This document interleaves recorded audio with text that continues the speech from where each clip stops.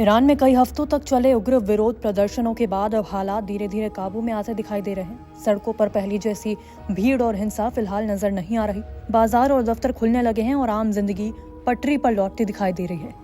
लेकिन इस लंबे आंदोलन ने देश को सामाजिक, आर्थिक और बुनियादी ढांचों के स्तर पर गहरी चोट पहुंचाई है। अमेरिका स्थित मानवाधिकार संगठन के अनुसार इन प्रदर्शनों के दौरान अब तक कुल 2677 लोगों की जान जा चुकी है। इनमें बड़ी संख्या में प्रदर्शनकारियों की बताई जा रही है, जबकि सरकारी सुरक्षा बलों के सदस्य भी इसमें शामिल हैं। हालांकि इन आंकड़ों की स्वतंत्र पुष्टि अभी तक नहीं हो सकी। करीब 19 दिनों तक चले हिंसक प्रदर्शनों में ईरान के 30 प्रांत प्रभावित हुए हैं, जहां धार्मिक और सार्वजनिक संपत्तियों को बड़े पैमाने पर नुकसान पहुंचा है।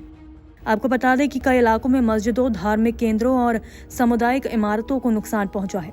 तेहरान में बड़ी संख्या में गाड़ियों को आग लगा दी गई। सैकड़ों दुकानें या तो जला दी गई या बुरी तरह तोड़ दी गई। एम्बुलेंस और फायर ब्रिगेड के उपकरणों को भारी क्षति पहुंची है, जिससे राहत और बचाव कार्य पर भी असर पड़ा है। बैंकिंग सिस्टम को भी बड़ा झटका लगा है। सैकड़ों बैंक शाखाएं पूरी तरह तबाह हो गई, जबकि हजारों शाखाएं और एटीएम को आंशिक नुकसान पहुंचा है, जिससे कई शहरों में नकदी संकट जैसी स्थिति बन गई है। बिजली और ऊर्जा क्षेत्र में भी करोड़ों डॉलर का नुकसान दर्ज किया गया, जिससे कुछ इलाकों में लंबे समय तक बिजली आपूर्ति बाधित रही। स्कूलों, लाइब्रेरियों, सांस्कृतिक स्थलों और सिनेमा घरों को नुकसान पहुंचने से छात्रों और स्थानीय समुदाय को भारी परेशानी झेलनी पड़ी। विशेषज्ञों का मानना है कि इन क्षेत्रों की मरम्मत और पुनर्निर्माण में सालों लग सकते हैं। ईरानी सरकार की सख्त कार्रवाई के बाद हालात में सुधार आता दिख रहा है। स्थानीय लोगों और मानवाधिकार संगठनों के मुताबिक सुरक्षा बलों की तैनाती और कड़े कदमों से फिलहाल प्रदर्शन थम गए हैं। सरकारी मीडिया ने हाल के दिनों में और गिरफ्तारियों की जानकारी दी है, जिससे ये संकेत मिलता है कि प्रशासन किसी भी नए विरोध को उभरने से पहले ही दबाने की कोशिश कर रहा है। अंतर्राष्ट्रीय स्तर पर भी इस संकट को लेकर हलचल तेज रही। अमेरिका लगातार चेतावनी देता रहा कि अगर हिंसा जारी रही तो वो सख्त कदम उठा सकता है। हालांकि हाल ही में अमेरिकी राष्ट्रपति ट्रंप ने ये कहा कि ईरान में हिंसा में कमी आई है, जिसके बाद सीधे सैन्य कार्रवाई की आशंका कुछ कम हो गई है। व्हाइट हाउस की ओर से ये भी कहा गया कि ईरान में बड़े पैमाने पर दी गई मौत की सजाओं को रोका गया है और अमेरिकी प्रशासन हर विकल्प पर नजर बनाए हुए है। वहीं ईरान में बढ़ती महंगाई, बेरोजगारी और आर्थिक दबाव को ही इन प्रदर्शनों की मुख्य वजह माना जा रहा है, जिनकी शुरुआत दिसंबर के अंत में हुई थी।